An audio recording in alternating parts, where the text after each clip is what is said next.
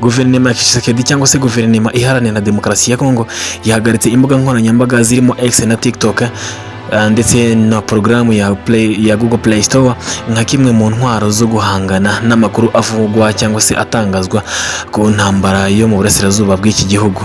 Naho M23 nyuma y'uko imaze gufata umujyi wa Goma ndetse igatangaza ko igiye gutanga agahenge n'abaturage bagasubira mu mirimo yabo, amazi n'amashanyarazi bikaba byaragarutse, n'ubu bucuruzi bukaba bwatangiye gukorwa cyangwa se kwitabwaho ndetse bacungirwa n'umutekano. Amakuru dukesha Counter FM Radio nuko n'ubundi FRDC n'abambari bayo mu mirwano na M23 muri Kivu y'Amajyepfo. Amakuru aturuka mu burasirazuba bwa Repubulika Iharanira Demokarasi ya Kongo aravuga ko imirwano yongeye kubura hagati y'ihuriro ry'ingabo za leta ya kiriya gihugu n'inyeshyamba za M23. Ikaze kuri Irika TV Rwanda, nawe mushyashya ndagushimira kuba wabashije kubana natwe, Imana iguhe umugisha.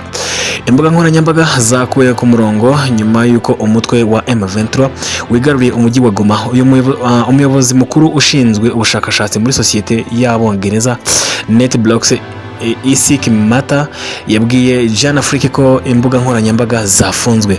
Ati twahamya ko TikTok, X cyangwa se Twitter, Google Play Store zifunzwe zose muri DR Congo cyangwa se muri DRC. NetBlocks ku itariki 3 z'uku kwezi kwa kabiri yanditse kuri X ko kubuza abaturage gukoresha Play Store cyangwa se Google Play Store bishobora kuba bigamije gutambamira abashaka gushyira VPN mu bikoresho byabo by'ikoranabuhanga.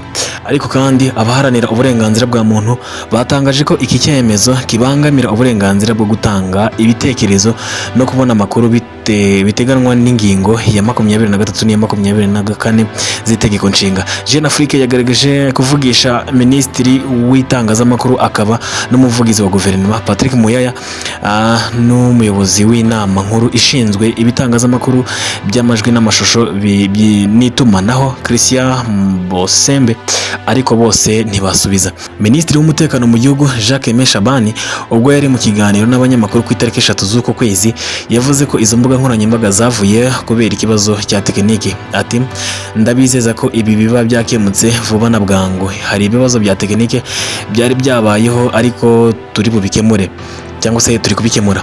Gufunga imbuga nkoranyambaga bikozwe mu gihe abaturage batangiye kutizera ibyo inzego za leta zitangaza, by'umwihariko bihereye ku byavuzwe mbereho gato cyangwa se nyuma y'ifatwa rya Goma. Ku itariki 19 z'ukwezi kwa mbere uyu mwaka, Christian Bosembe yanditse kuri X ko ari gukurikirana akantu ku kandi ku by'ifungwa rya TikTok muri Amerika nayo yari maze iminsi ifunzwe kugira ngo babyigireho. Ati mbabajwe nuko TikTok iri guhinduka intwaro y'icengezamatwara ripfuye mu gihugu cyacu. Uyu mugabo niwe ushinzwe gukurikirana ibivugwa n'itangazamakuru cyangwa se n'ibitangazamakuru bitandukanye, ndetse kuva M23 yakaza umurego igafata ibice byinshi, yashyize igitutu n'iterabwoba ku banyamakuru ngo bareke kwandika ku intsinzi yayo, kubirengaho bikaba ari ukwanga igihugu.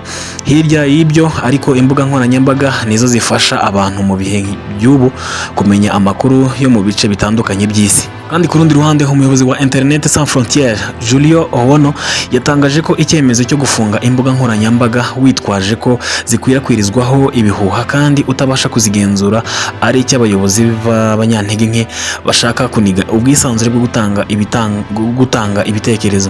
Ati iyi ni impamvu y'abayobozi bashishikajwe no kuniga uburenganzira bwo gutanga ibitekerezo binyuze ku mbuga nkoranyambaga. Yego haba amakuru y'ibihuha, ariko iyo siyo mpamvu yo gukumira ibitekerezo bivuye kuri X na TikTok.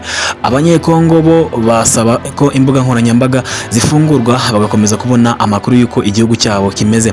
Abasesenguzi basanga ibyiza ari ugukorera mu mucyo kuruta uko wakwifungirana ugakorera mu ibanga. Ku rundi ruhande nanone muri Kongo nanone byongeye kudogera. FRDC n'abambari bayo mu mirwano na M23 muri Kivu y'Amajyepfo.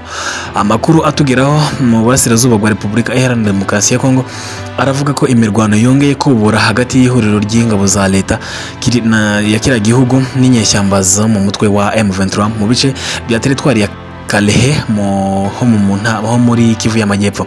Kugeza ku manywa yo kuri uyu wa gatatu tariki 5 z'ukwezi kwa kabiri, imirwano ikomeye yari ijya mbere muri centre ya Nyabibwe, ndetse amakuru avuga ko iyi centre yaba higaruriwe n'izi nyeshamba za M23. Imirwano muri aka gace ngo yatangiye hagana mu saa 11 za mu gitondo. Amakuru kandi avuga ko imirwano yanabereye ku musozi ya Ruhogo na Kayanja, aho M23 yari ihanganye n'abiganjemo ingabo za FARDC n'iz'u Burundi ndetse n'abarwanyi b'imitwe ya Wazalendo. Ngayo nguko ndagushimira cyane wamaze ukanda subscribe kuri Irika TV. Nawe mushyashya ngo uhaye ikaze. Imana ibahe umugisha, ibagurire byinshi mwifuza, ibahe gukira mu byo mwifuza byose, ibarinde uburwayi, ibahe intambwe nziza mu buzima mwifuza kuzageraho iteka ryose. Ndabakunda cyane. Ciao ciao.